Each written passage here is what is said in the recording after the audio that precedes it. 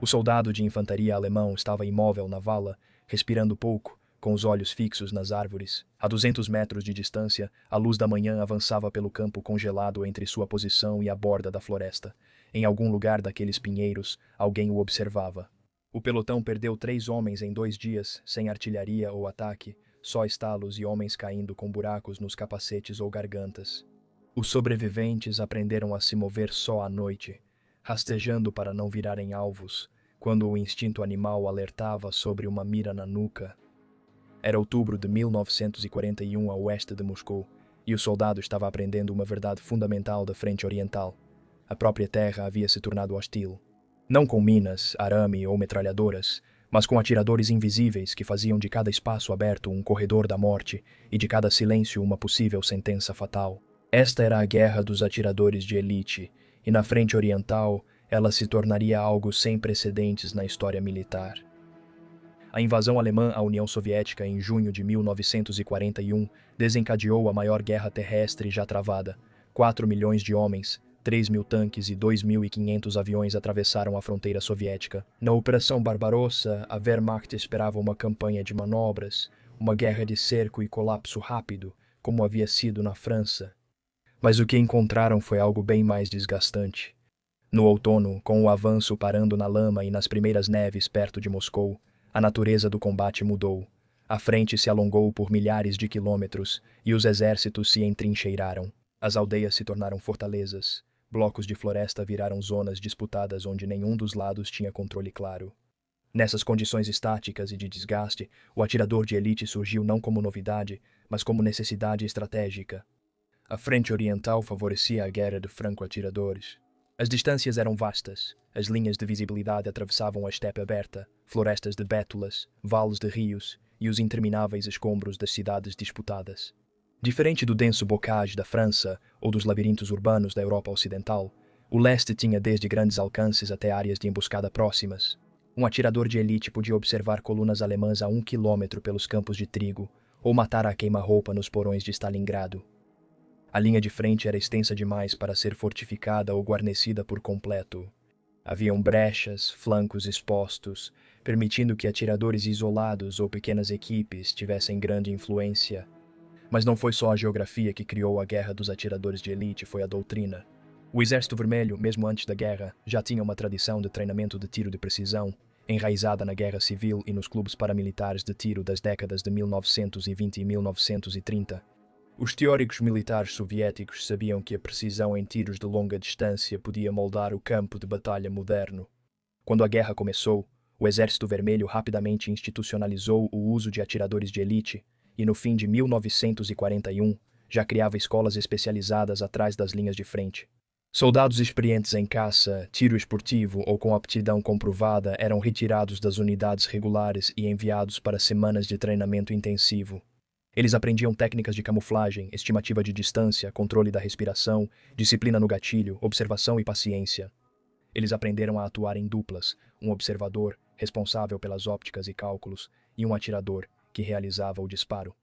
Eles aprenderam que sobreviver era atirar 1 ou 2 vezes e sumir. O programa de atiradores de elite soviético era não só tático, mas também propaganda. O Exército Vermelho entendia que, em uma guerra de mobilização em massa e baixas horríveis, heróis faziam diferença. Os atiradores de elite se tornaram esses heróis. Seus feitos eram relatados em jornais da linha de frente, transmitidos no rádio, celebrados em cartazes. A mensagem era clara. Mesmo contra o poder mecanizado da Wehrmacht, soldados soviéticos individuais podiam revidar com precisão mortal. Essa propaganda definiria como o mundo lembraria a guerra dos franco-atiradores na frente oriental.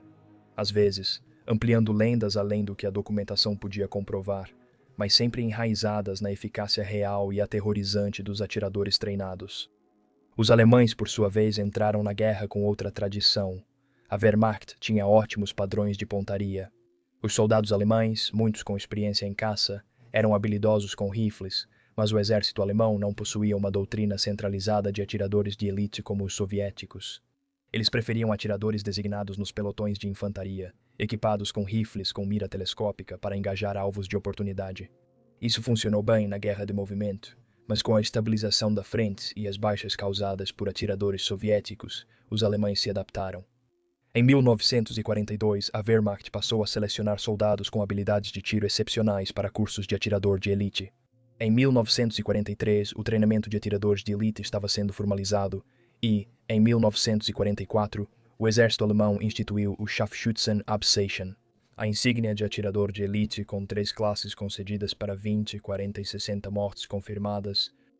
O momento da introdução dessa insígnia, em 20 de agosto de 1944, conta sua própria história. Nesse período, a Wehrmacht estava na defensiva e os atiradores de elite eram essenciais para conter o avanço soviético.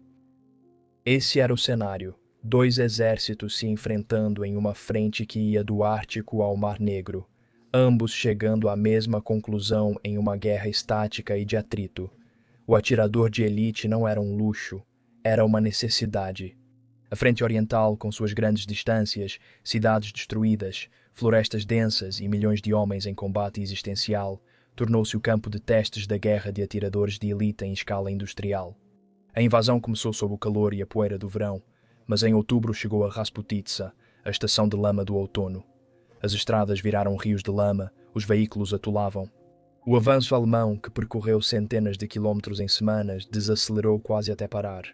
E então veio o inverno, não os invernos europeus amenos aos quais a Wehrmacht estava acostumada, mas o frio brutal abaixo de zero do coração da Rússia, com temperaturas que caíram para 20, 30, 40 graus negativos. As armas e os homens congelaram, e com ambos os exércitos entrincheirados, surgiu a guerra de franco-atiradores. Nas florestas a oeste de Moscou, franco-atiradores soviéticos iniciaram seu trabalho. Ainda não eram os heróis celebrados depois. Muitos eram apenas soldados experientes em caça, recebiam rifles Mosin Nagant com mira telescópica e eram orientados a cobrar dos alemães cada metro de solo congelado.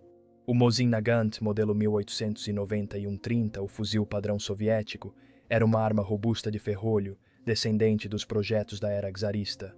Na sua variante de atirador de elite, ele era equipado com uma mira PE ou PEN, que depois foi substituída pela mira PU, mais simples e confiável.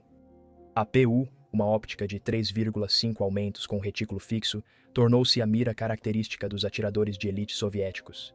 Ela não era sofisticada pelos padrões ocidentais, mas era durável, resistente ao frio e adequada para combates a até 400 metros ou mais, nas mãos certas.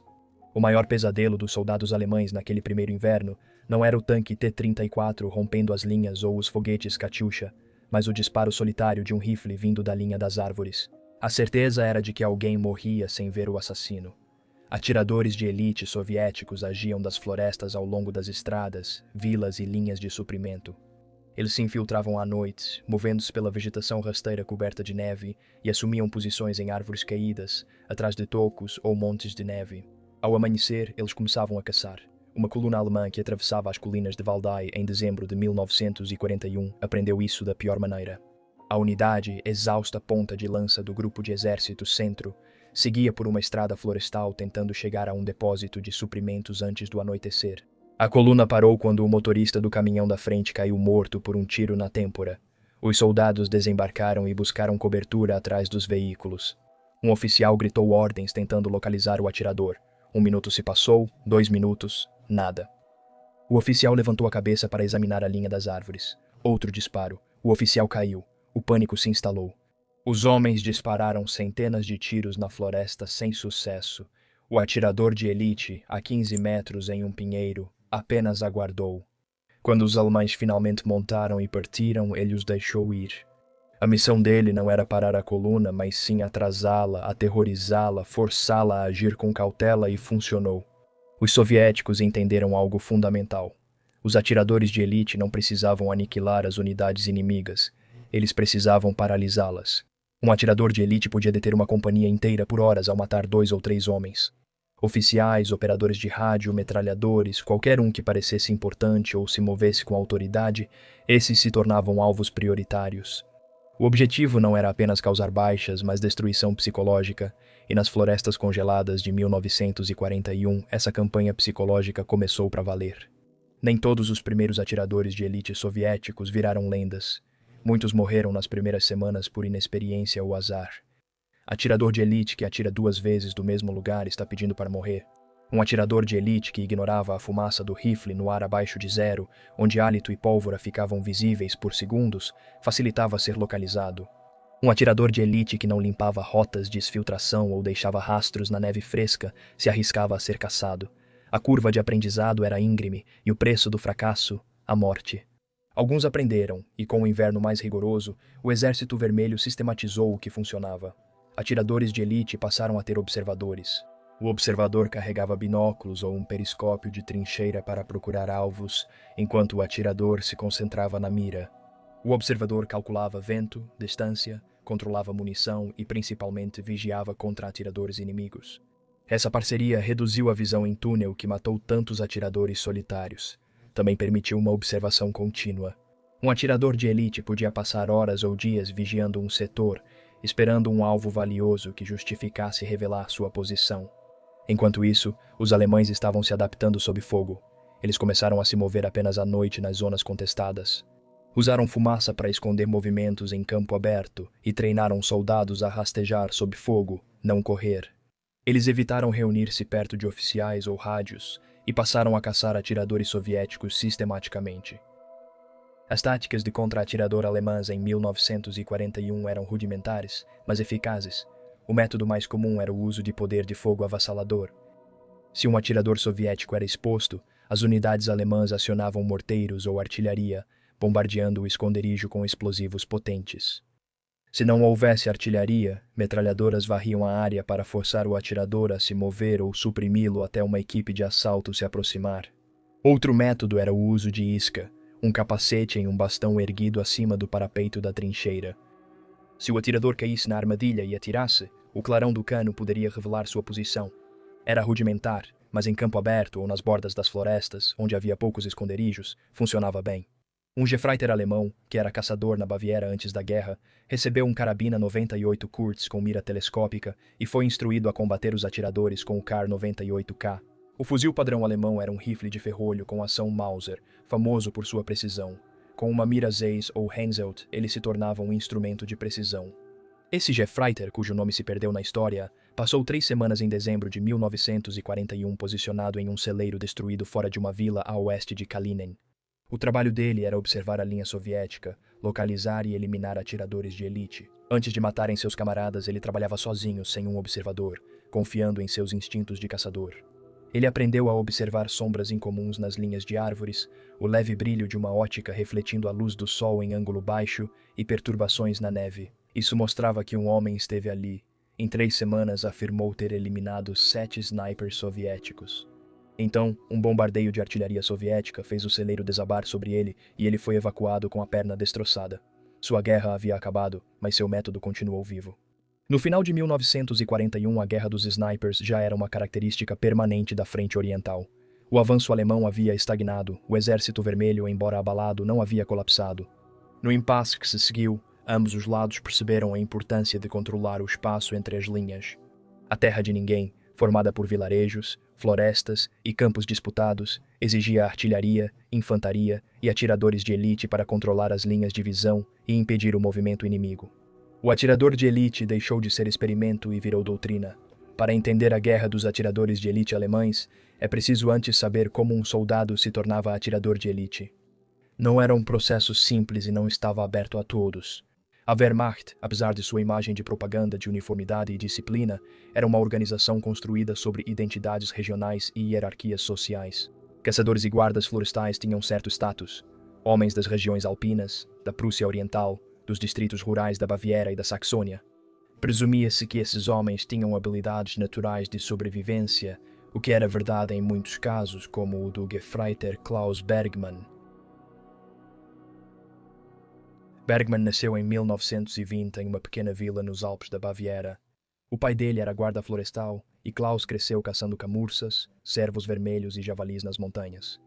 Quando foi convocado em 1939, ele já atirava há 15 anos, ele entendia de elevação do vento, comportamento animal, paciência.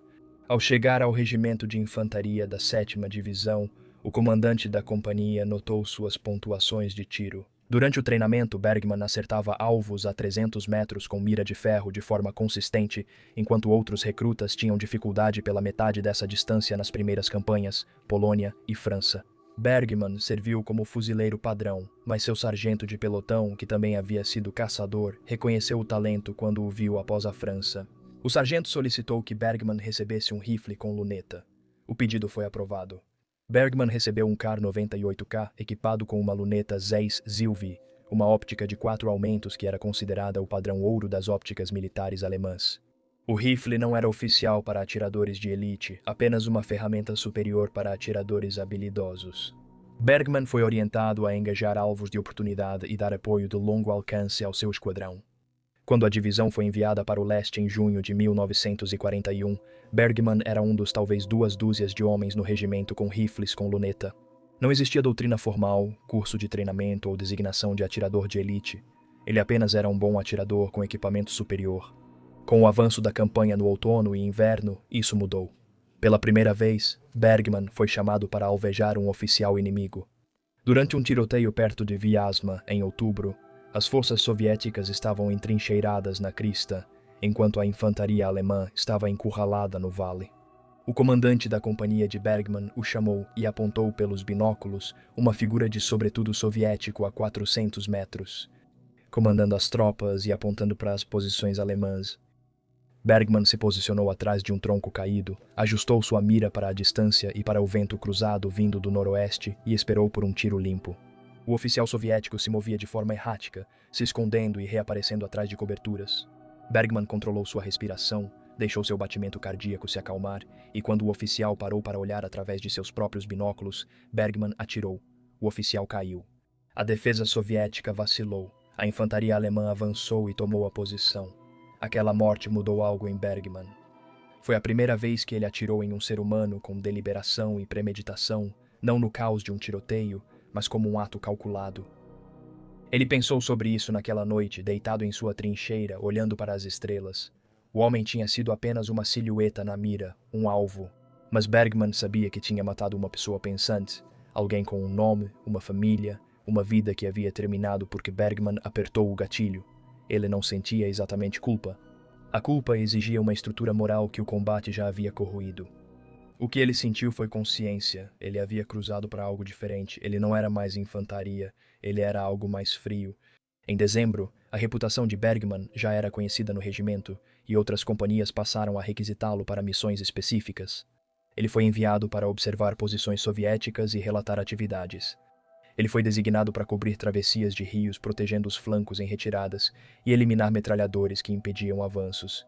Ele matou 19 soldados soviéticos naquele inverno, todos registrados pelo sargento de pelotão, que valorizava documentar o que essa nova guerra podia alcançar.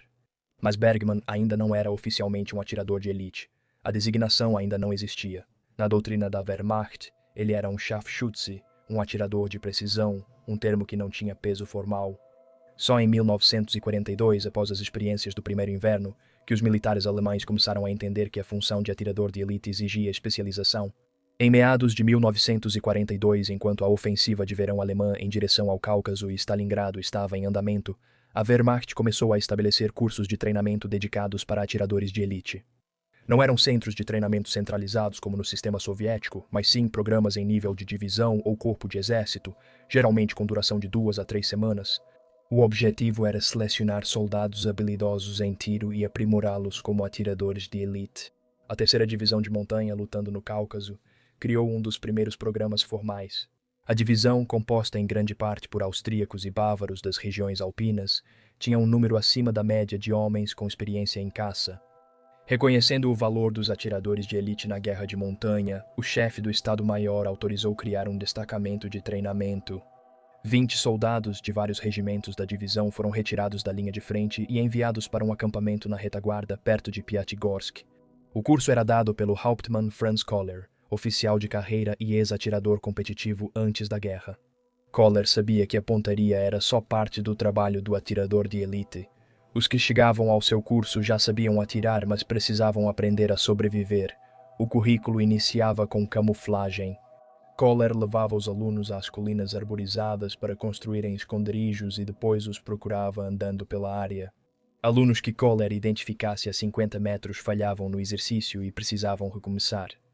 O ponto era enfatizado. Ser invisível era mais importante do que saber atirar. Um atirador de elite que não conseguia se esconder era um atirador morto. Depois vinha a observação.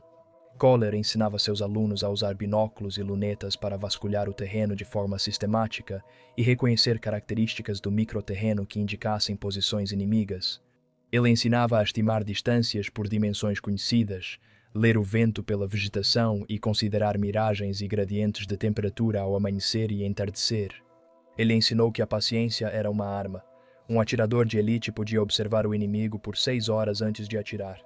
A disciplina e disposição para esperar distinguiam atiradores de elite dos soldados comuns.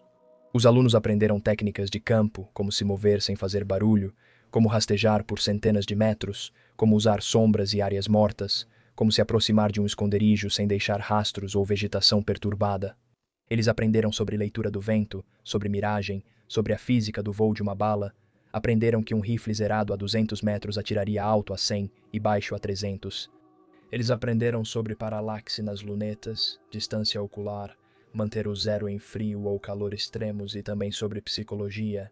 Kohler trouxe soldados que haviam sido alvo de atiradores de elite soviéticos, e eles descreveram o medo constante, a relutância em se mover e como pelotões inteiros ficavam paralisados. Quando um atirador de elite estava ativo, Kohler dizia aos seus alunos que o trabalho deles não era apenas matar, mas criar esse medo. Um atirador de elite na posição certa podia paralisar um batalhão. Esse era o objetivo. Ao final do curso, 12 dos 20 alunos originais se formaram, 8 foram reprovados, incapazes de dominar as técnicas de campo ou por falta de disciplina mental. Os 12 que passaram voltaram para seus regimentos com novos rifles, óticas melhores e uma designação. Agora eram atiradores de elite, encarregados de eliminar oficiais inimigos, metralhadores, observadores de artilharia e outros alvos de alto valor. Um desses formandos era o Obergefreiter Martin Hirsch, filho de fazendeiro da Estíria, na Áustria. Hirsch cresceu caçando nos Alpes austríacos, perseguindo ibex e cervos vermelhos em terrenos que exigiam dias de rastreamento. Ele trouxe essa mentalidade para o curso e Kohler reconheceu isso imediatamente. Hirsch via a caça não como velocidade ou agressividade, mas sim como se integrar à paisagem, movendo-se tão devagar e cautelosamente que a presa jamais perceberia sua presença. A primeira morte de atirador de elite de Hirsch após se formar ocorreu nas montanhas ao sul de Tuabs, onde a 3ª Divisão de Montanha tentava avançar rumo à costa do Mar Negro. As forças soviéticas controlavam as cristas e destruíam ataques alemães com metralhadoras. Hirsch recebeu a missão de eliminar uma metralhadora soviética que dominava o vale. A posição era bem protegida, escavada nas rochas e coberta, e tentativas anteriores de destruí-la com morteiros falharam. Hirsch passou 2 dias observando a posição de um esconderijo a 800 metros de distância. Ele percebeu que a equipe do canhão se revezava a cada 4 horas e, na troca, o reforço chegava por uma trilha. Na encosta oposta, a trilha era visível apenas por um breve trecho, talvez 10 metros antes de desaparecer em um ponto cego. Hirsch calculou que, se posicionasse corretamente, poderia atacar a equipe de reforço durante aquele trecho exposto. No 3º dia, Hirsch se reposicionou para um novo esconderijo mais próximo da trilha, a cerca de 300 metros. Ele se camuflou entre as rochas e a vegetação rasteira e esperou na hora marcada.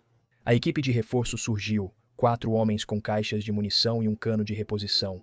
Hirsch os deixou entrar na área exposta e atirou. O homem da frente caiu, enquanto os outros se jogaram para se proteger.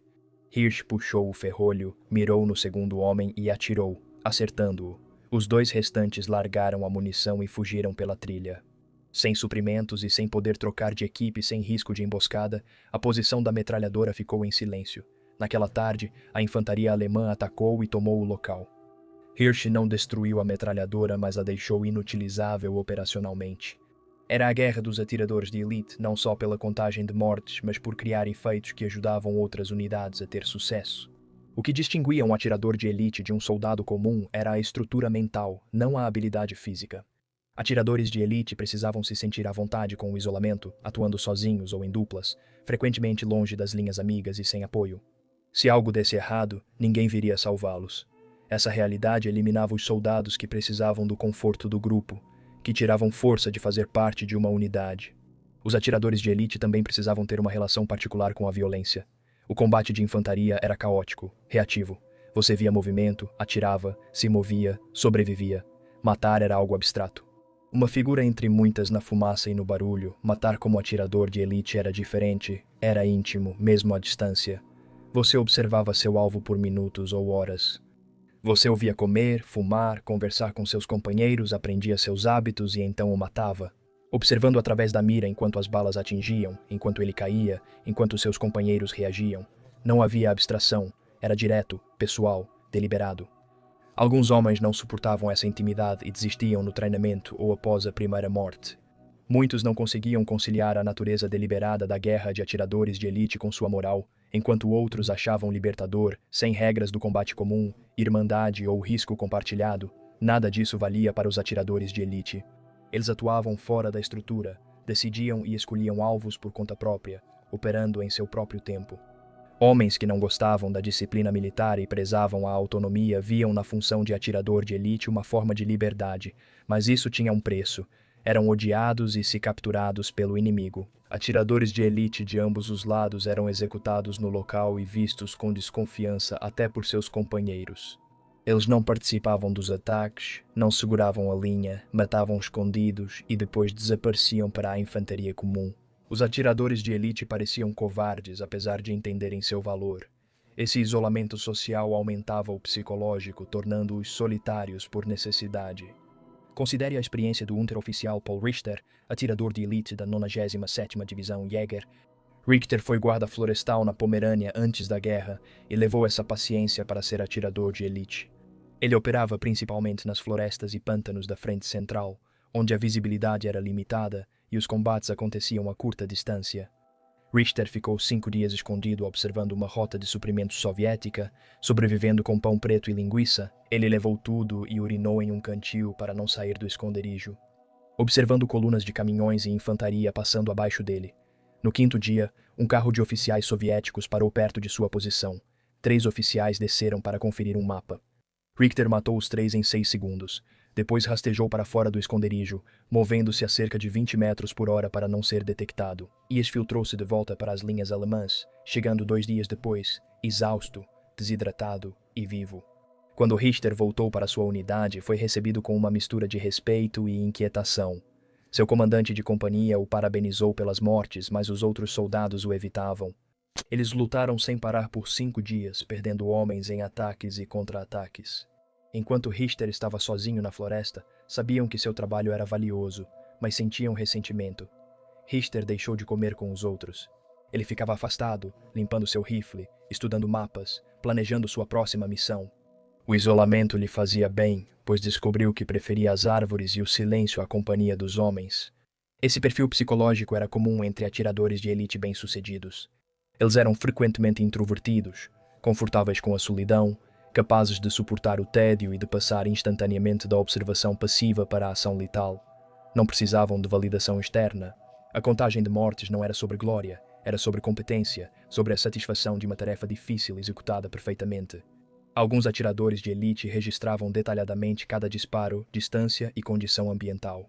Eles tratavam o tiro de precisão como um ofício a ser aperfeiçoado, uma forma de arte com regras e estética, mas também havia uma escuridão nisso. Passar dias ou semanas em um estado de alerta máximo, observando ameaças, esperando alvos, isso afetava a mente. Os atiradores de elite desenvolviam uma hipervigilância que não se desligava. Eles examinavam civis na retaguarda em busca de ameaças. Assustavam-se com sons repentinos e sonhavam que eram caçados com miras em suas costas.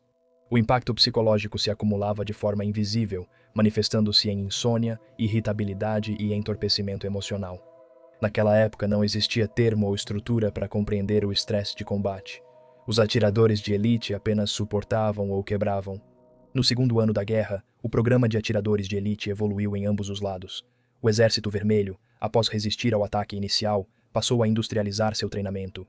Diversas escolas de atiradores de elite foram criadas atrás das linhas, algumas ligadas a exércitos ou frentes, outras centralizadas. Em Moscou, um dos avanços mais importantes foi a criação da Escola Central de Treinamento de Atiradoras de Elite na primavera de 1942. Isso não foi propaganda. A União Soviética, diante de perdas catastróficas, mobilizava todos os recursos. Mulheres com experiência em tiro foram recrutadas, treinadas e enviadas para unidades de linha de frente. elas provariam ser tão letais quanto seus colegas homens. Lyudmila Pavlichenko, jovem de Kiev e ex-atiradora competitiva, foi uma das primeiras formandas do programa feminino de atiradoras de elite. Ela começou seu serviço de combate na defesa de Odessa em 1941, depois lutou no cerco de Sevastopol em 1942. Pavlichenko era metódica e paciente, características que a mantiveram viva e a tornaram mortal. Seu 309 confirmadas, uma cifra que inclui tanto soldados alemães quanto contra-atiradores. O que a tornava notável não era apenas o número, mas a consistência. Ela atuava em ruínas, florestas e trincheiras abertas, adaptando-se a cada ambiente. Em Sebastopol, durante o cerco brutal que durou de outubro de 1941 a julho de 1942, ela atuou em condições que destruíram soldados menos preparados. A cidade estava sob bombardeio constante, a água era racionada e a comida era escassa. Mesmo assim, os defensores resistiram, e atiradores como Pavlichenko tornaram o avanço alemão tão caro que cada metro custava sangue. Sebastopol serviu como campo de testes para snipers. Situada no sudoeste da Crimeia, a cidade estava cercada por alemães e romenos. Os defensores, compostos por soldados do Exército Vermelho, marinheiros da Frota do Mar Negro e tropas da NKVD, mantinham um perímetro cada vez menor, abrangendo falésias costeiras, bairros suburbanos e posições fortificadas nas colinas. Snipers de ambos os lados usaram o terreno acidentado com efeito mortal. Snipers soviéticos se posicionavam em prédios desabados, em afloramentos rochosos com vista para as áreas de concentração alemãs e no labirinto de bunkers e trincheiras que cercavam a cidade. Snipers alemães, muitos de divisões de montanha experientes em guerra alpina, faziam o mesmo. O cerco produziu um tipo particular de combate de snipers. Confrontos urbanos, de curta distância e implacáveis, aconteciam a 100 metros, às vezes menos. Um sniper soviético podia passar o dia inteiro em um prédio destruído, observando um cruzamento controlado pelos alemães por uma fresta nos escombros, esperando que um alvo se expusesse. Nos segundos em que alguém corria pela rua, o disparo, quando vinha, tinha que ser instantâneo e preciso. Não havia segunda chance. Se o sniper errasse ou seu disparo fosse visto, metralhadoras e morteiros alemães destruiriam seu esconderijo. Pavlichenko sobreviveu em Sevastopol, evitando repetir movimentos. Ela mudava de posição constantemente, nunca atirando mais de uma ou duas vezes do mesmo lugar. Ela usava a acústica dos escombros a seu favor. Em ruínas densas, o som ricocheteava de forma imprevisível. Um tiro disparado de um prédio podia parecer vir de outro. Ela também contava com seu observador, um jovem marinheiro chamado Kovalenko, que fazia a observação inicial e lhe passava as soluções de tiro. Quando Sebastopol finalmente caiu em julho de 1942, Pavlichenko foi evacuada de submarino, sendo uma das últimas defensoras a escapar. Depois, ela viajou pelos Estados Unidos em uma turnê de propaganda soviética, tornando-se o rosto do programa de atiradores de elite do Exército Vermelho para o público ocidental. Sua lenda se formou nas ruínas de Sebastopol, onde aprendeu que sobreviver como franco-atiradora exigia profissionalismo frio e paciente, não heroísmo. Enquanto Sebastopol queimava, outro cerco se fechava ao redor de Leningrado, no norte. A cidade estava cercada desde setembro de 1941, isolada, exceto por uma linha de suprimento frágil através do lago Ladoga. O cerco duraria 900 dias e os franco-atiradores teriam um papel constante na desgastante guerra de atrito. A frente de Leningrado era diferente de Sebastopol. Não era uma fortaleza urbana compacta, mas um perímetro extenso que incluía bairros suburbanos, zonas industriais, florestas e pântanos. Em certos pontos, as linhas alemãs ficavam a poucas centenas de metros das posições soviéticas. Em outros, quilômetros de terra de ninguém separavam os exércitos. O terreno variado exigia técnicas diferentes de atirador de elite. No setor suburbano, atiradores soviéticos agiam em casas e apartamentos voltados para trincheiras alemãs, ocupando sótãos ou andares altos e abrindo portinholas de tiro invisíveis externamente. Passaram dias observando a atividade inimiga. Um soldado alemão acendendo um cigarro na trincheira, um oficial inspecionando arame e uma equipe de metralhadora mudando de posição, eram todos alvos em potencial. O objetivo nem sempre era matar, mas sim observar e relatar. A artilharia soviética dependia das equipes de atiradores de elite para fornecer informações precisas sobre as posições alemãs. Se um atirador de elite relatasse muitos veículos ou novos bunkers sendo construídos, isso indicava ataque iminente. O papel do atirador de elite foi além dos disparos e passou a integrar a rede de reconhecimento. Nos setores florestais ao norte de Leningrado, a guerra dos atiradores de elite era diferente. As florestas eram densas, com bétulas, pinheiros e vegetação rasteira. A visibilidade era de poucas dezenas de metros, mas clareiras e estradas de extração de madeira criavam zonas de morte. Atiradores de elite soviéticos infiltravam-se na terra de ninguém, passando dias atrás das linhas inimigas e sobrevivendo com o que tinham ou encontravam. Eles se escondiam em árvores, troncos caídos ou covas cobertas de galhos e musgo. Sua missão era interditar as linhas de suprimento alemãs e o movimento na retaguarda. Um comboio seguia por uma estrada na floresta quando era atacado, perdia veículos e parava. O atirador sumia antes dos alemães reagirem, desaparecendo na floresta. Missões de infiltração profunda eram muito perigosas. Se capturados, atiradores de elite não podiam esperar misericórdia. Mas eram eficazes em criar um sentimento de insegurança nas áreas traseiras alemãs, forçando o desvio de tropas para proteger as linhas de suprimento. À medida que 1942 avançava, o foco da guerra se deslocou para o sul. A ofensiva de verão alemã, Fall-Blau, visava capturar os campos de petróleo do Cáucaso e Stalingrado, às margens do rio Volga. O avanço começou no final de junho e, em agosto, as forças de ponta alemãs já se aproximavam de Stalingrado pelo oeste. A cidade, um grande centro industrial que se estendia por 30 quilômetros na margem oeste do rio, se tornaria a batalha decisiva da guerra e também a batalha decisiva da guerra dos atiradores de elite.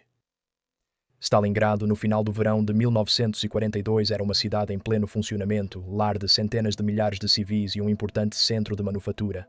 Bombardeiros alemães destruíram a cidade em semanas, até setembro, quando tropas alemãs a invadiram. Stalingrado era um deserto de fábricas destruídas, apartamentos desmoronados e refinarias em chamas. Os soviéticos defenderam a cidade rua por rua, prédio por prédio, cômodo por cômodo. E nesse cenário apocalíptico, os atiradores de elite prosperaram. As ruínas de Stalingrado eram ideais para a guerra de franco-atiradores. Longas linhas de visão nas ruas cheias de escombros davam campos de tiro claros, e prédios desabados criavam inúmeros esconderijos. O terreno labiríntico dificultava flanqueamentos e assaltos, e a densidade dos combates fazia com que os alvos fossem abundantes. Os soldados alemães, acostumados à guerra de manobra, se viram presos em um moedor de carne onde cada esquina, cada janela, cada pilha de tijolos podia esconder um atirador soviético. A pressão psicológica era imensa. Os soldados pararam de se mover durante o dia e passaram a navegar pela cidade rastejando por porões e esgotos. Eles aprenderam que ficar em pé, mesmo por um momento, era suicídio. Os defensores soviéticos entenderam que não podiam trocar poder de fogo com os alemães. A Wehrmacht tinha mais artilharia, mais aviões, mais tanques. Mas nas ruínas, essas vantagens importavam menos. O que importava era o combate de pequenas unidades, a luta corpo a corpo e a capacidade de fazer os alemães pagarem por cada metro. Atiradores de elite se tornaram centrais na estratégia defensiva. O comando do Exército Vermelho incentivou snipers a operarem de forma independente, escolhendo posições e alvos. A descentralização permitiu que atiradores de elite explorassem o caos do combate urbano. Um dos atiradores de elite de Stalingrado foi Vasily Zaitsev, soldado dos Montes Urais que já havia servido na Marinha Soviética antes da guerra. Zaitsev não era caçador profissional nem atirador competitivo. Aprendeu a atirar criança, caçando cervos e lobos na floresta perto da aldeia. Quando chegou a Stalingrado em setembro de 1942 como parte do 62º Exército, ele era apenas mais um fuzileiro, mas seus comandantes notaram suas habilidades de tiro e lhe deram um Mosin Nagant com mira telescópica. Zaitsev continuou reivindicando muitas mortes na batalha, apesar de o número exato ser contestado. A propaganda soviética da época relatava números superiores a 200, mas estudos posteriores sugerem que o total documentado é menor. O que não é contestado é que Zaitsev se tornou um símbolo, tanto durante quanto após a batalha, da resistência soviética nas ruínas. O método de Zaitsev era simples. Ele trabalhava com um observador, muitas vezes outro atirador chamado Nikolai Kulikov, e eles ocupavam posições no distrito industrial, na extremidade norte de Stalingrado. As fábricas Outubro Vermelho, de armas Barakardy e de tratores Dzerzhinsky foram palco de combates intensos e ótimos esconderijos para atiradores de elite. Zaitsev preferia atirar de dentro dos prédios em vez de posições elevadas. Ele se escondia atrás de rachaduras ou aberturas nos escombros, rifle apoiado em superfície estável. Esperava, usando a paciência como principal ferramenta. Ele entendia que os atiradores soviéticos tinham uma vantagem. Eles conheciam o terreno, enquanto os alemães avançavam por áreas desconhecidas, e esse movimento criava vulnerabilidade. Um dos confrontos registrados de Zaitsev foi ao mirar uma posição de metralhadora alemã que impedia o avanço da infantaria soviética. A metralhadora ficava numa janela do segundo andar de um prédio parcialmente destruído, protegida por sacos de areia e entulho. Zaitsev observou a posição por 2 dias, anotando os hábitos da equipe. Eles revezavam turnos em intervalos regulares. A equipe de substituição subia por uma escada interna, impedindo Zaitsev de atirar enquanto entravam. Quando a arma disparava, o clarão e a fumaça mostravam a posição. Zaitsev esperou a metralhadora atirar para confirmar que a equipe estava lá. Ele atirou pela abertura entre os sacos de areia e acertou o atirador na cabeça. A arma silenciou, a equipe alemã evacuou a posição e a infantaria soviética avançou. Essa era a realidade do método de trabalho de Zaitsev, metódico, calculado e mortal. O dramático duelo de atiradores entre Zaitsev e um suposto super-atirador alemão chamado Erwin Koenig, popularizado pela propaganda soviética e depois por filmes e livros, é quase certamente um mito. Nenhum registro alemão confirma a existência de Koenig ou de tal duelo. A história serviu a um propósito narrativo, transformando Zaitsev em um herói popular, mas não era necessária. Seu verdadeiro histórico de combate sem enfeites já era impressionante o suficiente. A verdade sobre Stalingrado é que centenas de atiradores de elite soviéticos atuavam nas ruínas e juntos frearam o avanço alemão. A Wehrmacht entrou na cidade esperando limpá-la em semanas, mas ficou presa em um moedor de carne que consumiu divisões inteiras, com atiradores de elite participando disso. Matavam oficiais, interrompiam comunicações, mantinham a infantaria sob fogo e forçavam os alemães a se mover só à noite ou sob fumaça e artilharia. O 6º Exército Alemão, que começou a batalha com confiança, acabou paralisado pelo medo do que se escondia nos escombros. As forças alemãs em Stalingrado também contavam com atiradores de elite, que eram bastante eficazes. Veteranos de campanhas anteriores usavam as mesmas ruínas para mirar posições soviéticas. Um atirador de elite alemão operando no Distrito Central teria matado 32 soldados soviéticos em uma única semana, ao mirar em uma rota de suprimentos que as tropas soviéticas usavam para transportar munição para a linha de frente. Seu esconderijo era uma chaminé caída com vista para um beco estreito. Ele atirava ao amanhecer ou ao entardecer, quando o ângulo da luz dificultava a visualização do cano, do disparo e do clarão, e depois se retirava por uma rota previamente planejada que passava por porões e esgotos. As forças soviéticas eventualmente localizaram o esconderijo e o destruíram com cargas de demolição, mas o atirador já havia se deslocado. A batalha por Stalingrado se agravou no outono e avançou até o inverno. Em novembro, os alemães estavam exaustos e os soviéticos lançaram a Operação Urano, uma grande contraofensiva que cercou o 6º Exército. O cerco foi fechado. A guerra dos atiradores de elite se intensificou. Franco-atiradores alemães, lutando pela sobrevivência, miravam nas linhas de suprimentos soviéticas e pontos fortificados. Tentando desesperadamente retardar o cerco, os atiradores de elite soviéticos continuaram caçando, mas mudaram de missão. Eles receberam ordens para mirar nos comandantes alemães, a fim de impedir qualquer tentativa de fuga e manter a pressão sobre o bolsão em colapso. Em fevereiro de 1943, com a rendição das últimas forças alemãs, a cidade tornou-se um cemitério congelado. A guerra dos atiradores de elite em Stalingrado já era uma lenda. Compreender a experiência dos atiradores de elite alemães exige analisar além das histórias individuais, considerando as estruturas institucionais.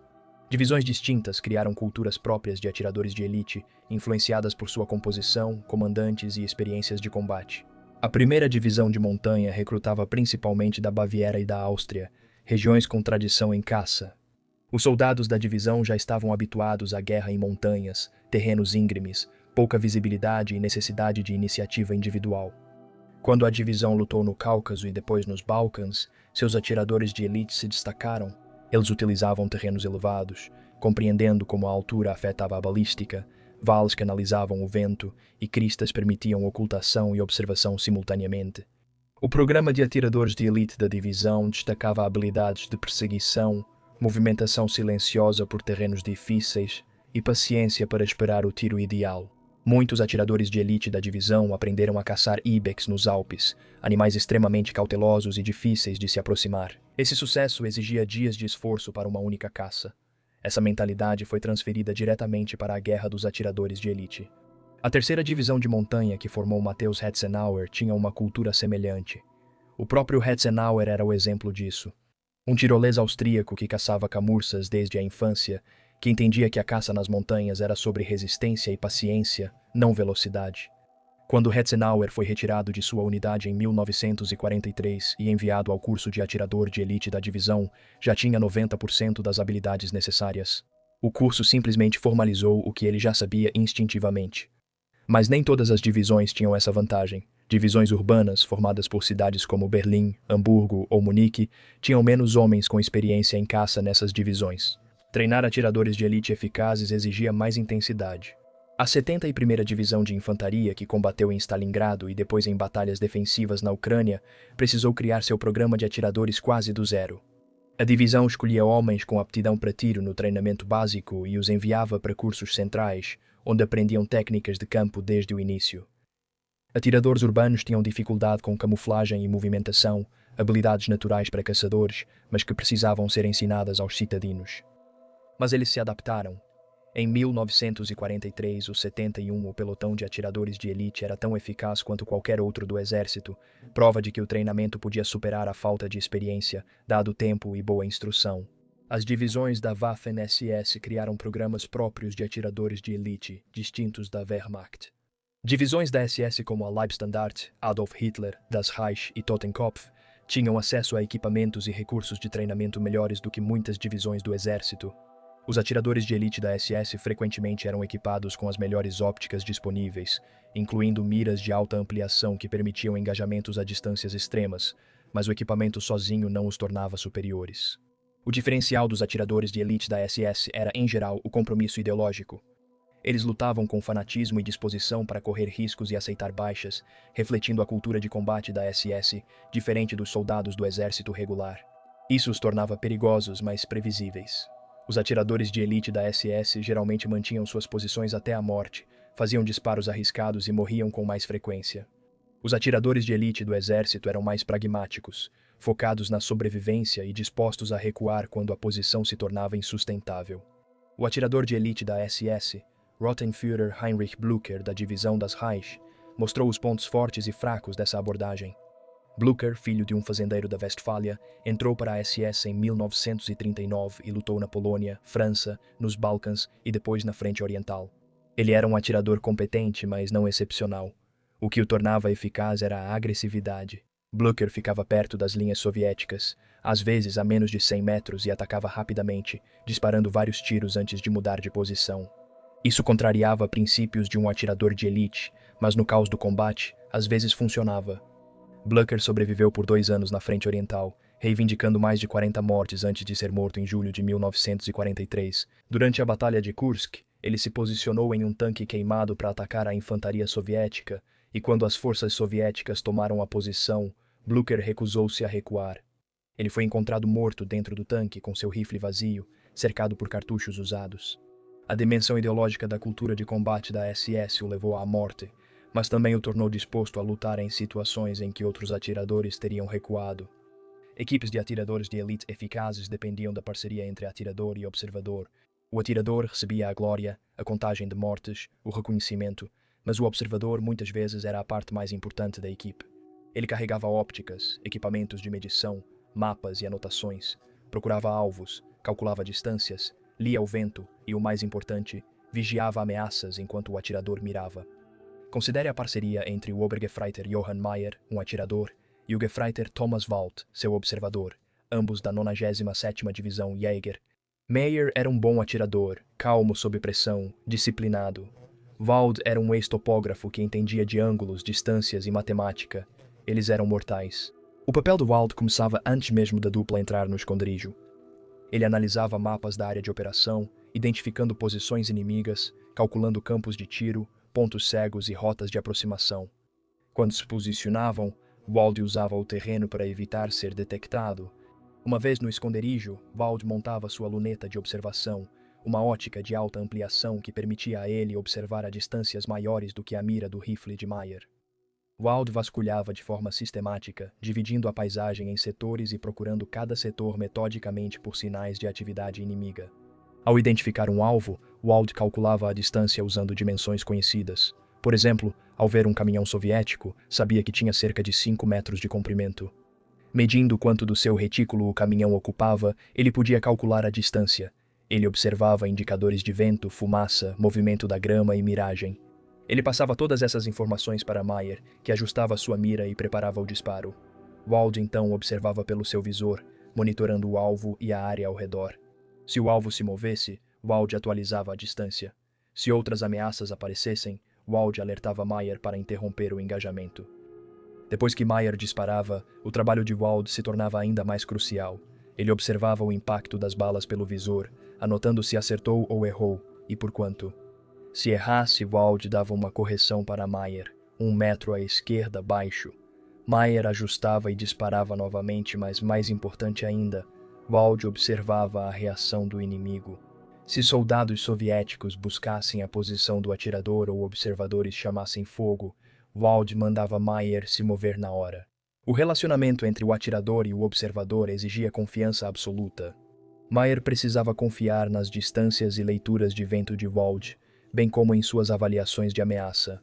Wald, por sua vez, precisava acreditar que Meyer faria os disparos. Era esperado dele que seguisse as ordens sem discutir, que priorizasse a missão acima do próprio ego. Nas melhores equipes, a confiança era instintiva. Os dois se comunicavam por gestos, poucas palavras e entendimento criado em meses de trabalho conjunto. Meyer e Wald operaram juntos por 18 meses do meio de 1942 até o final de 1943, principalmente nas florestas e pântanos da Frente Central. Eles reivindicaram 73 mortes confirmadas nesse período, um número respeitável, mas não extraordinário. O que os tornava eficazes era a consistência e a sobrevivência. Eles nunca assumiram riscos desnecessários, nem permaneceram em esconderijos além do preciso. Sempre tinham um plano de exfiltração e confiavam totalmente um no outro. Em outubro de 1943, durante uma ofensiva soviética perto de Neville, Meyer e Wald atuavam em um setor florestal, com a missão de retardar o avanço soviético. Eles se esconderam de frente para a trilha usada pelos reforços soviéticos. Em 2 dias, atacaram vários alvos e mataram 8 soldados soviéticos. No terceiro dia, a infantaria soviética encontrou a área deles e iniciou uma varredura. Wald, observando atrás da posição, viu as tropas soviéticas se aproximando. Ele tocou 2 vezes no ombro de Meyer, sinal para bater em retirada. Os dois rastejaram para fora do esconderijo, movendo-se perpendicularmente ao avanço soviético e conseguiram sair sem serem vistos. Uma equipe menos disciplinada talvez disparasse mais tiros, mas Meyer e Wald sabiam que sobreviver era saber quando partir. A contribuição do observador raramente era reconhecida. Meyer recebeu uma Cruz de Ferro de 2ª classe por seu trabalho como atirador de elite. Wald não recebeu nada, mas Meyer sabia a verdade. Sem Wald, ele estaria morto. Em semanas, as mortes eram compartilhadas, mesmo sem reconhecimento. Com o avanço da guerra, ambos os lados melhoraram equipamentos e técnicas. Os alemães, em particular, experimentaram várias combinações de rifles e ópticas, buscando vantagens em alcance, precisão e confiabilidade. O Kar-98K padrão, com luneta Zeiss ou Henselt, permaneceu como o principal rifle de atirador de elite alemão durante toda a guerra, mas variações surgiram. Alguns atiradores de elite preferiam o Kar-98K de cano longo por sua precisão superior em distâncias maiores. Outros utilizavam Mosin Nagants soviéticos capturados, valorizando sua robustez e o som semelhante ao soviético, o que causava confusão e facilitava a exfiltração. Ópticas alemãs geralmente eram superiores às soviéticas. A mira Zeiss Silvia, com sua ampliação de 4 vezes e retículo de precisão, foi considerada excelente mais tarde na guerra. Alguns atiradores receberam miras de 6 vezes de ampliação, permitindo engajamentos além de 500 metros sob condições ideais.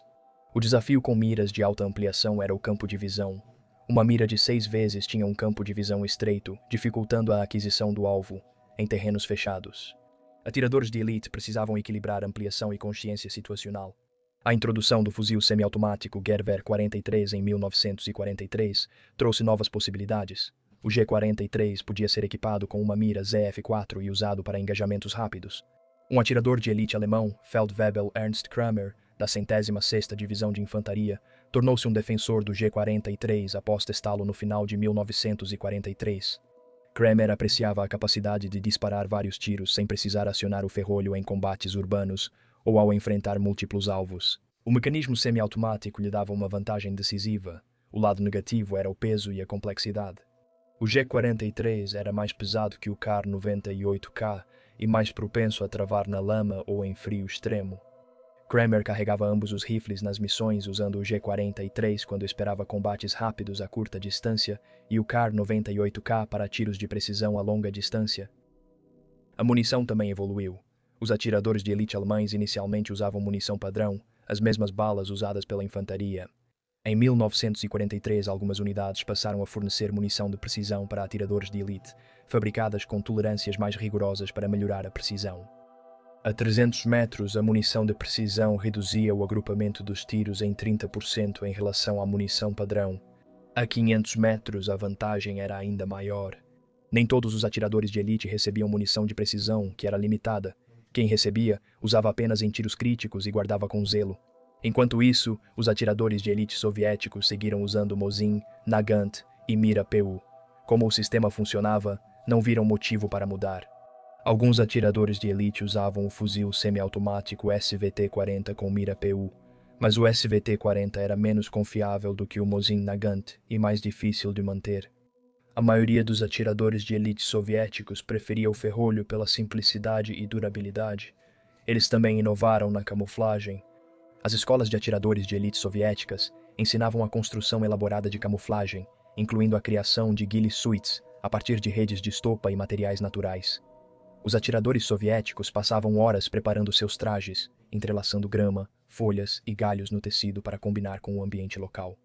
Em florestas, usavam musgo e casca de árvore, em ruínas urbanas, tecido rasgado e pano cor de poeira. O objetivo era desfazer completamente o contorno humano, de modo que, mesmo a curta distância, um observador visse apenas o terreno. Atiradores de elite alemães usavam camuflagem, geralmente de forma menos sistemática, e alguns utilizavam capas reversíveis de inverno-verão com padrões manchados. Alguns faziam seus próprios trajes ghillie, aprendendo com equipamentos soviéticos capturados ou por tentativa e erro. Os melhores atiradores de elite alemães sabiam que camuflagem envolvia cor, forma, sombra e movimento, não só a cor. Um traje com a cor perfeita era inútil se criasse uma silhueta artificial ou se quem o usava se movesse de forma descuidada.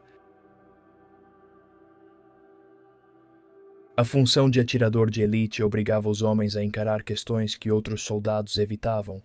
O que era matar alguém sem chance de defesa? Qual a diferença disso para assassinato? Essas não eram discussões éticas abstratas, mas perguntas reais que atiradores de elite enfrentavam sempre que miravam um ser humano e decidiam se apertavam o gatilho. Alguns atiradores de elite resolviam isso por meio da desumanização. O alvo não era uma pessoa, mas um objeto, um problema a ser resolvido. Gefreiter Ludwig Stein, um atirador de elite da 16ª Divisão Panzer Grenadier, descreveu seu método em uma carta para seu irmão. Eu não vejo homens. Vejo formas, a forma se move, calculo o tiro, atiro, se a forma cai, tive sucesso, se não cai, fracassei. Não existe mais nada. O distanciamento clínico permitiu que Ludwig Stein agisse sem angústia moral, mas teve um preço. Ludwig Stein ficou emocionalmente entorpecido, incapaz de se conectar com outros ou sentir algo além de sua habilidade restrita. Outros atiradores de elite adotavam um ethos de guerreiro, vendo a si mesmos como caçadores de presas perigosas. Respeitavam seus alvos como adversários dignos, mesmo enquanto os matavam. Obergefreiter Friedrich Lang, um caçador da Floresta Negra que se tornou atirador de elite na 94ª Divisão de Infantaria, escreveu em seu diário: "O soldado soviético não é meu inimigo no sentido de ódio. Ele é meu oponente em uma disputa. Ele tenta me matar. Eu tento matá-lo. Há honra nisso, uma clareza que outras formas de guerra não têm. Quando eu mato, faço isso de forma limpa, com respeito pela coragem do homem de estar aqui." A perspectiva de Lang permitia que ele mantivesse sua humanidade ao cometer atos desumanos, mas era uma construção frágil. Quando Lang foi ferido em 1944 e evacuado, ele lutou para conciliar sua filosofia de guerreiro com o massacre industrial que havia testemunhado. Alguns atiradores de elite apenas deixaram de pensar nisso. Eles faziam seu trabalho porque era o trabalho deles, porque alguém tinha que fazê-lo, porque a alternativa era recusar e enfrentar as consequências. Unteroffizier Karl Brenner, um ex-escriturário de Leipzig que se tornou atirador de elite na 296ª Divisão de Infantaria, agia no modo automático. Ele atirava conforme as ordens. Ele registrava as mortes em seu caderno, limpava seu rifle, dormia quando podia e tentava não pensar além da próxima missão. Brenner sobreviveu à guerra, voltou para Leipzig e nunca falou sobre seu tempo como atirador de elite. Ao ser questionado pela família sobre sua atuação na guerra, ele respondia: "Só estive na infantaria." A verdade estava tão enterrada que ele não conseguia acessá-la sem desmoronar. O impacto psicológico de ser atirador de elite se manifestava de diferentes formas. Alguns snipers se tornavam viciados no trabalho, ansiando pelo pico de adrenalina da caçada e da morte. Eles se voluntariavam para missões mais perigosas, faziam disparos arriscados e se forçavam até cometer erros e morrer. Outros se fechavam, ficando silenciosos e distantes, presentes fisicamente, mas ausentes emocionalmente. Ainda outros quebraram completamente, recusando-se a atirar, abandonando seus postos ou voltando suas armas contra si mesmos. A Wehrmacht não tinha um método sistemático para lidar com o estresse de combate. Soldados que desmoronavam eram chamados de covardes e punidos. Atiradores de elite que recusavam continuar eram transferidos para a infantaria, o que quase sempre era sentença de morte, pois não tinham treinamento nem instinto para combate corpo a corpo. A única resposta aceitável ao estresse psicológico era suportar, e a maioria dos atiradores de elite fazia isso, pelo menos até serem mortos, feridos ou até o fim da guerra. A derrota alemã em Stalingrado marcou um ponto de virada. A Wehrmacht não estava mais avançando, estava se defendendo, e na guerra defensiva, os atiradores de elite se tornaram ainda mais valiosos. O verão de 1943 trouxe a Operação Cidadela, a tentativa alemã de eliminar o saliente de Kursk. A batalha, o maior confronto de tanques da história, terminou com o fracasso alemão e a contraofensiva soviética. Com o avanço do Exército Vermelho para o oeste, as linhas de frente se estabilizaram em faixas defensivas complexas. Essas faixas, com suas trincheiras, bunkers, campos minados e campos de tiro cruzados, eram ideais para operações de atiradores de elite. Os alemães, na defensiva, ampliaram muito seu programa de atiradores de elite, criaram cursos específicos e selecionaram soldados habilidosos para treinamento especial. A Wehrmacht também começou a experimentar rifles de precisão semiautomáticos. O Gewehr 43, um rifle semiautomático operado a gás, podia ser equipado com uma mira F4 e usado como rifle de precisão. A vantagem do semiautomático era permitir disparos consecutivos, enquanto o rifle de ferrolho exigia manusear o ferrolho entre tiros, perdendo a mira e causando atraso. Um semiautomático permitia engajar vários alvos mais rápido ou corrigir rapidamente se errasse o primeiro disparo. A desvantagem era a confiabilidade. Rifles semiautomáticos eram mais complexos e propensos a falhas, especialmente na lama e em frio extremo. A maioria dos atiradores de elite alemães usava o Kar 98K pela durabilidade, enquanto o G43 era preferido quando o volume de disparos importava mais que a precisão. Matthäus Hetzenauer, austríaco do Tirol, foi um atirador de elite alemão de destaque recrutado para a 3ª Divisão de Montanha. Hetzenauer cresceu caçando camuças nos Alpes e usou essa experiência de sobrevivência na frente oriental. Seu 345, uma cifra que o coloca entre os atiradores de elite mais letais da guerra. Hetzenauer atuou principalmente em ações defensivas, operando de esconderijos durante ofensivas soviéticas. Seu método se baseava no uso de camuflagem e do terreno nas florestas e colinas da Ucrânia e da Bielorrússia. Ele se posicionava em linhas de crista ou em linhas de árvores que davam vista para as rotas de aproximação soviéticas. Usava cobertura natural, folhagem e terra para se misturar, tornando-se invisível. Após disparar, ele se movia rapidamente para outra posição antes que o contra-ataque soviético o localizasse. A abordagem de Hetzenauer era conservadora. Ele não fazia disparos arriscados, não se expunha desnecessariamente. Ele trabalhava com um observador que garantia vigilância e segurança, permitindo que Hetzenauer focasse apenas no disparo. Seus alvos eram principalmente oficiais, operadores de rádio e metralhadores, o pessoal cuja perda prejudicaria os ataques soviéticos.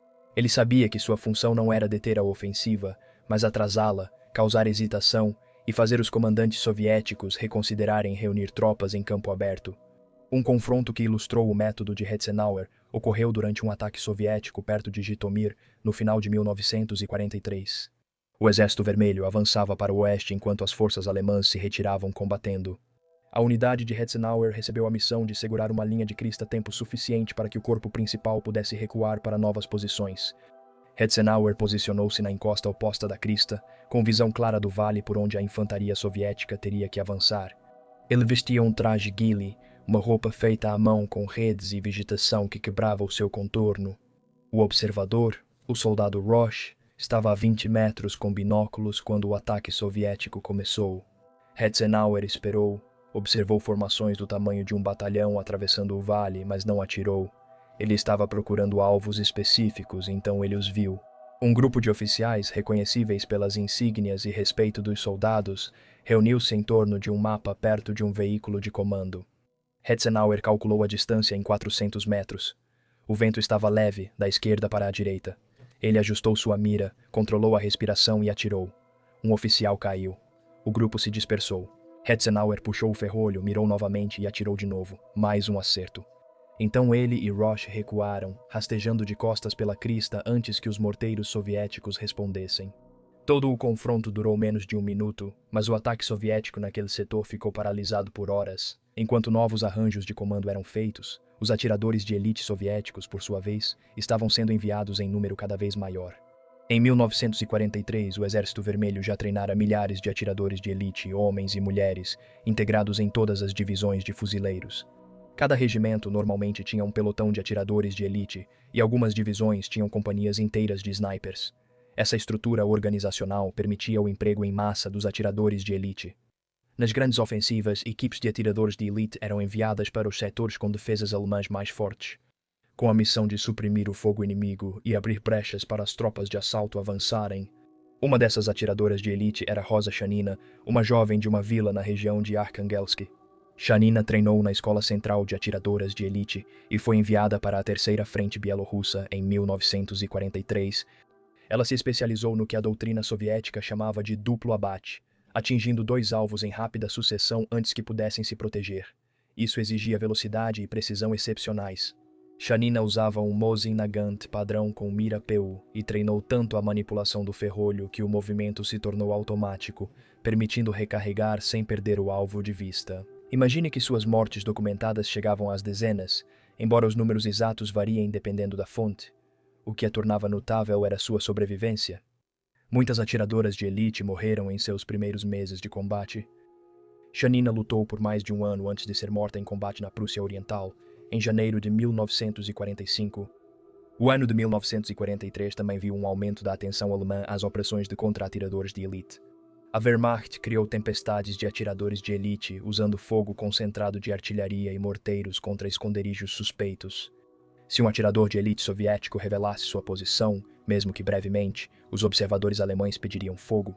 O atirador de elite talvez não fosse atingido diretamente, mas a explosão e os estilhaços o fariam abandonar o esconderijo ou arriscar ser enterrado vivo. Essa tática era mais eficaz em campo aberto ou florestas, onde os esconderijos eram limitados, em ruínas urbanas ou bosques densos. Com mais opções de ocultação, as tempestades de atiradores eram menos eficazes, pois o atirador podia se mover.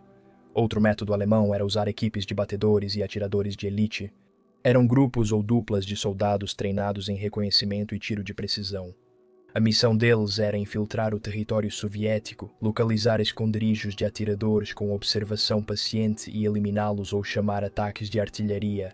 Uma dessas equipes, operando perto do rio Dnieper no outono de 1943, passou 5 dias observando um ponto forte soviético de um esconderijo em um canavial. Eles identificaram 3 posições de atiradores usadas em rodízio por uma equipe soviética. Em vez de atacar, a equipe alemã informou as posições ao batalhão, que planejou um ataque noturno. O ataque foi bem sucedido, matando 2 atiradores soviéticos e capturando seus equipamentos. As informações obtidas com os rifles e anotações capturados forneceram uma visão sobre as táticas dos atiradores soviéticos naquele setor. A Frente Oriental em 1943 era uma guerra de exaustão. Os 2 lados exaustos alternavam ofensivas e contra-ofensivas, ganhando e perdendo repetidamente o mesmo terreno. Nesse ambiente, a habilidade do atirador de elite em causar baixas sem arriscar confronto direto o tornava inestimável. Um atirador de elite podia deter uma companhia inimiga, obrigando-os a se mover à noite, cavar mais e gastar mais recursos com proteção. O impacto psicológico se acumulava. Soldados meses sob ameaça de atiradores desenvolviam fortes reações de estresse. Eles se assustavam com sons, congelavam quando precisavam se mover. Cometiam erros causados pelo medo, e esses erros acabavam levando-os à morte. O verão de 1944 trouxe a Operação Bagration, a ofensiva soviética que destruiu o grupo de exércitos centro-alemão e libertou a Bielorrússia. A escala do desastre para a Alemanha foi impressionante, Mais de meio milhão de soldados alemães foram mortos, feridos ou capturados em 6 semanas. A frente colapsou e o Exército Vermelho avançou centenas de quilômetros até as fronteiras da Prússia Oriental. No outono, isso já não era mais uma guerra de linhas estáticas e defesas preparadas. Era uma guerra móvel, de perseguição e destruição sistemática do poder de combate alemão. Mesmo nesse ambiente fluido, os atiradores de elite mantiveram relevância. Com o recuo das forças alemãs, realizavam ações de retaguarda para retardar o avanço soviético. Os atiradores de elite eram essenciais nessas ações de retardamento. Atiradores de elite alemães podiam se posicionar em travessias de rio, florestas ou vilas e atrasar colunas soviéticas por horas. O método era simples: atirar no motorista ou comandante do veículo da frente para parar a coluna e disparar em quem tentasse recuperar o veículo ou remover o obstáculo. Forçava os soviéticos a se posicionarem, chamar a artilharia e atacar a posição. Quando faziam isso, o atirador alemão já tinha ido embora, indo para a próxima posição de retardo. A retirada em salto, protegida por atiradores e pequenos destacamentos de infantaria, não detinha o avanço soviético, mas dava tempo para as forças principais formarem novas linhas defensivas. Um dos atiradores alemães envolvidos nessas ações de retaguarda era Josef Alleberger, conhecido como Sepp, um soldado austríaco da 1ª Divisão de Montanha. O número de mortes mais citado de Alleberger é de 257, confirmadas uma cifra retirada de suas memórias e dos registros da unidade. Ele lutou em toda a frente oriental, do Cáucaso ao Báltico, mas seu período mais intenso foi durante as retiradas de 1944. Alleberger foi caçador antes da guerra e via o trabalho de atirador de elite com a paciência e disciplina de quem persegue uma presa. Ele disse que o segredo de sobreviver como atirador de elite era saber quando não atirar em um alvo tentador à distância. Um tiro difícil na pouca luz e a retirada incerta eram armadilhas. Alleberger só disparava quando tinha confiança de que acertaria e apenas quando tinha uma rota de fuga clara planejada. Durante a retirada pelos estados bálticos no final do verão de 1944, Alleberger atuou nas florestas ao redor de Riga.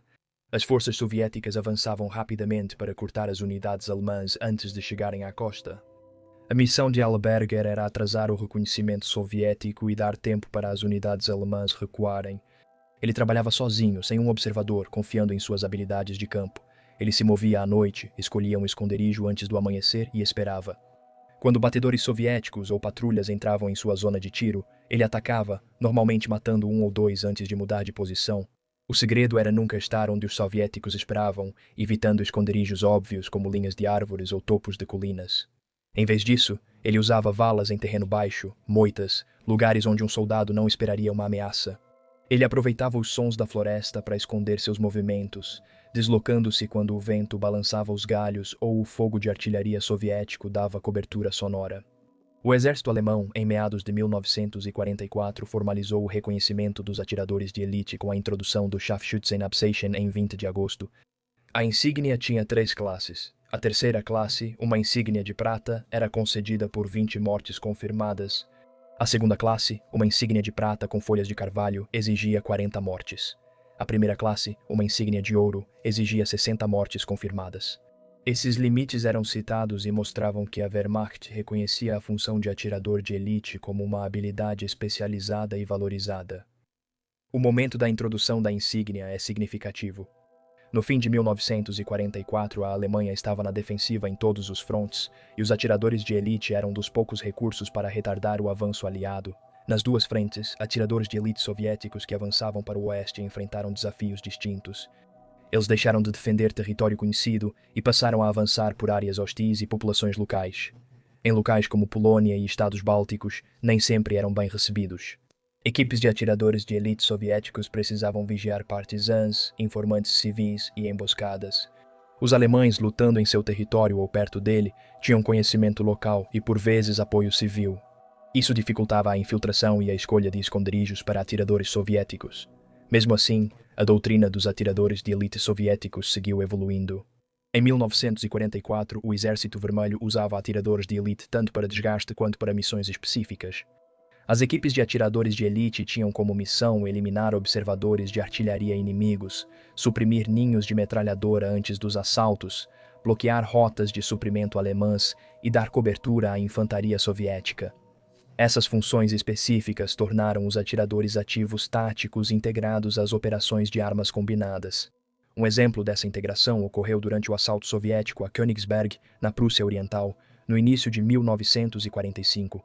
Embora o planejamento tenha começado no final de 1944, Königsberg era uma cidade-fortaleza fortemente defendida por forças alemãs determinadas a resistir aos soviéticos. Os planejadores sabiam que atacar a cidade seria caro e queriam reduzir baixas. Equipes de atiradores de elite foram enviadas dias antes do ataque principal para se infiltrar nas defesas externas e atacar pontos fortes alemães. Esses atiradores atuavam à noite, usando esgotos e bairros bombardeados para alcançar posições com vista para as linhas alemãs. Dessas posições, eles observavam e relatavam as posições alemãs, e quando o ataque começou, enfrentaram metralhadores e equipes antitanque alemãs, suprimindo o fogo inimigo. Tempo para a infantaria soviética se aproximar. Em 1944, a guerra dos atiradores de elite deixou de ser sobre atiradores isolados, tornando-se o uso institucional e sistemático do tiro de precisão em planos operacionais amplos. Tanto o Exército Vermelho quanto a Wehrmacht entendiam isso. A diferença era que os soviéticos tinham o efetivo, a infraestrutura de treinamento e o ímpeto. Os alemães tinham experiência e desespero. No último ano da guerra, a linha de frente chegou ao solo alemão. O Exército Vermelho entrou na Prússia Oriental em janeiro de 1945, e em fevereiro, as forças soviéticas já estavam no rio Oder, a última barreira natural. Antes de Berlim, o exército alemão, enfraquecido por anos de desgaste, estava se desintegrando. As divisões só existiam no nome e eram formadas por idosos, adolescentes e convalescentes. Mesmo assim, os combates continuaram e até se intensificaram. Os alemães defendiam sua pátria, e os soldados soviéticos, após verem o que a Wehrmacht fez com seu país, não queriam mostrar misericórdia. A Guerra dos Atiradores de Elite, iniciada em 1941 nas florestas e campos, terminaria nas ruínas das cidades e nas últimas resistências ao longo do Oder. Em janeiro e fevereiro de 1945, a Prússia Oriental era um pesadelo, repleta de refugiados fugindo para o oeste e estradas congestionadas de civis e soldados em retirada. As forças soviéticas avançaram rapidamente, isolando focos de resistência alemã. Nesse caos, atiradores de elite de ambos os lados, inclusive alemães, atuavam com quase total liberdade. Veteranos experientes usaram o conhecimento local para emboscar colunas soviéticas. Atiradores soviéticos, endurecidos por 4 anos de guerra, não hesitavam. Ambos os lados entendiam que este era o fim do jogo, e a brutalidade refletia isso. Um atirador alemão, um sargento de uma divisão Volksgrenadier, operava nas florestas ao sul de Königsberg. No cerco soviético à cidade, ele não tinha ilusões de vitória. Sua missão era apenas matar o máximo de soldados soviéticos. Antes de morrer, ele trabalhava de esconderijos ao longo de estradas e trilhas, mirando em oficiais e tripulações de veículos. Em uma semana, ele afirmou ter matado 18. Uma equipe de observadores de artilharia soviética localizou a área e chamou um ataque de Katyusha. Ele sobreviveu abrigado em um bueiro de drenagem, mas a floresta ao redor foi devastada. Ele recuou para o oeste e, ao chegar às linhas alemãs perto do Frischeshof, foi morto em um ataque de infantaria. Os atiradores de elite soviéticos na Prússia Oriental encontraram um ambiente distinto, composto por florestas, terras agrícolas e pequenas cidades. As defesas alemãs eram improvisadas, geralmente em vilarejos ou cruzamentos de estradas. Atiradores de elite soviéticos infiltravam-se à noite, posicionavam-se em celeiros ou casas perto de vilarejos alemães e iniciavam operações ao amanhecer. O objetivo era atrapalhar os preparativos defensivos alemães, eliminar comandantes e especialistas e criar medo. Uma dupla de atiradores de elite soviéticos ficou 3 dias em uma fazenda queimada perto de Elbing, observando um quartel-general alemão, monitorando veículos, tropas e suprimentos, e relatando tudo ao comando. Quando a artilharia soviética abriu fogo contra o quartel-general, a dupla de atiradores ajustou a pontaria e se retirou sob o bombardeio. Em março, as forças soviéticas haviam alcançado Oder e estavam se preparando para o ataque final a Berlim. A linha do Oder estava fortemente defendida. Os alemães fortificaram a margem oeste com trincheiras, bunkers e minas, enquanto os soviéticos se concentravam na margem leste, acumulando suprimentos e reforços. Atiradores de elite atuavam dos dois lados. Snipers alemães em pontos altos a oeste do rio vigiavam os preparativos soviéticos e atacavam alvos oportunos. Atiradores de elite soviéticos cruzavam o rio à noite ou agiam na margem leste, mirando postos de observação e equipes de artilharia alemãs. A travessia do Oder em abril foi um banho de sangue, com bombardeios soviéticos intensos e ataques pelo rio sob fogo pesado. Atiradores de elite tiveram um papel crucial. Atiradores de elite alemães tentaram atingir as tripulações e oficiais que comandavam o ataque. Atiradores de elite soviéticos avançavam com as primeiras ondas, mirando em metralhadoras e bunkers alemães, suprimindo o fogo para as equipes de assalto se aproximarem. A luta era próxima, brutal e implacável. Os atiradores de elite tinham pouco tempo para perseguição cuidadosa ou observação paciente. Isso era tiro de ação direta, escolhendo alvos em campo aberto e atirando o mais rápido possível. Um atirador de elite soviético, veterano de Stalingrado e sobrevivente de 3 anos de combate, morreu na margem oeste do Oder no primeiro dia do ataque. Ele cruzou o rio com um batalhão de infantaria e avançava para um complexo de bunkers alemães. Quando um atirador de elite alemão, escondido em uma cratera de bomba, atirou em seu peito, o atirador alemão, por sua vez, foi morto minutos depois pela artilharia soviética. O nome de nenhum dos dois aparece em qualquer registro histórico. Eles foram simplesmente mais 2 baixas em uma batalha que consumiu milhares. Berlim, em abril e maio de 1945, foi o capítulo final da Guerra dos Atiradores de Elite. A cidade, já fortemente danificada pelos bombardeios aliados, tornou-se um campo de batalha. As forças soviéticas chegaram aos subúrbios em 20 de abril e avançaram rumo ao centro. Berlim era ideal para atiradores de elite. As ruínas ofereciam inúmeros esconderijos, as linhas de visão pelas largas avenidas proporcionavam campos de tiro claros, e a natureza desesperada e caótica dos combates fazia com que alvos estivessem por toda parte. Os defensores alemães, compostos por Wehrmacht, SS, Juventude Hitlerista e Volkssturm, usaram atiradores de elite para atrasar o avanço soviético. Atiradores de elite alemães ficavam nos andares altos, torres de igrejas e lojas destruídas por bombas. Eles atacavam a infantaria soviética que avançava pelas ruas, os engenheiros soviéticos que removiam os escombros e as equipes de artilharia soviéticas que posicionavam os canhões. O impacto foi significativo. Nos primeiros dias da batalha, as unidades soviéticas eram encurraladas por atiradores solitários que dominavam quarteirões. A solução era usar poder de fogo esmagador. As forças soviéticas, ao identificar um possível atirador de elite, se escondiam e o eliminavam com fogo de tanque ou artilharia, demolindo prédios inteiros para isso. Atiradores de elite soviéticos em Berlim eram agressivos, avançavam com equipes de assalto, fornecendo cobertura e atacando fortificações alemãs. Uma equipe de atiradores de elite soviéticos, destacada para uma companhia de fuzileiros que atacava um prédio do governo, usou escombros para se aproximar a menos de 100 metros de uma metralhadora alemã. O atirador, com rifle alemão capturado e ótica superior, matou o metralhador e depois o assistente. Quando ele assumiu a arma, a infantaria soviética, livre da supressão, avançou rapidamente sobre a posição e limpou o prédio. A luta em Berlim não era questão de estratégia ou tática, era um combate exaustivo, quarteirão por quarteirão, prédio por prédio. Os atiradores de elite eram só parte desse desgaste, mas seguiram letais até o fim.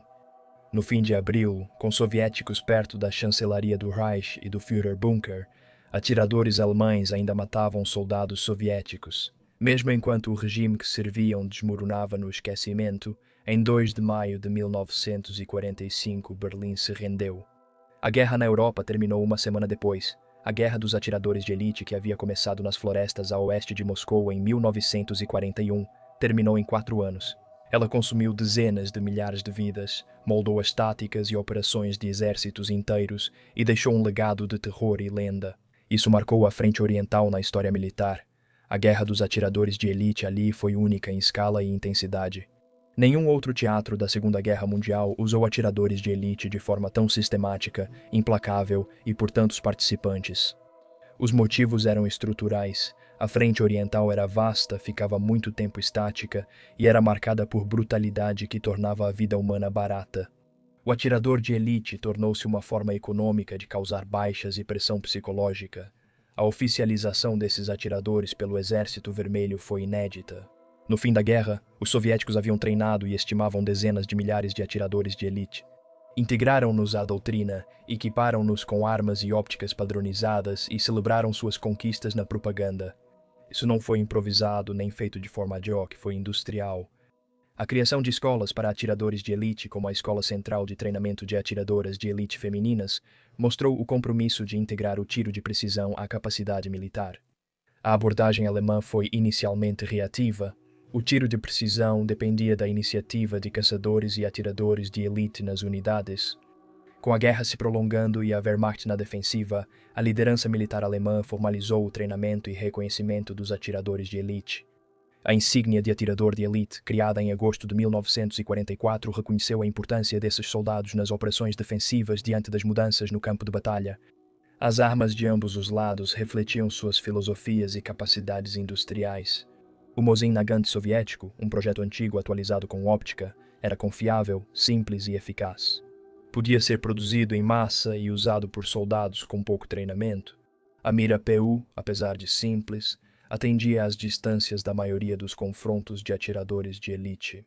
Os alemães usavam o Kar 98K, uma arma mais refinada com precisão inerente superior, combinada com óticas de alta qualidade da Zeiss e de outros fabricantes. Os rifles de precisão semiautomáticos alemães, como o G40 e 3, tinham capacidades ausentes nos soviéticos, mas não foram produzidos em quantidade suficiente para impacto estratégico. O custo humano da guerra dos atiradores de elite é impossível de calcular com precisão. Os totais de mortes confirmadas para atiradores de elite famosos como Pavlichenko, Zaitsev, Hetzenauer e Alleberger variam de centenas a mais de 300. Esses números são só uma fração do total. A maioria dos atiradores de elite matou menos inimigos e muitos morreram sem reconhecimento. O custo psicológico, o medo constante de ser observado e alvejado, afetou milhões de soldados de ambos os lados. Unidades mudaram de comportamento devido à ameaça dos atiradores de elite. Ataques foram adiados, rotas alteradas e operações canceladas, pois os comandantes sabiam da presença dos atiradores. O legado dos atiradores de elite na frente oriental ultrapassou a Segunda Guerra Mundial.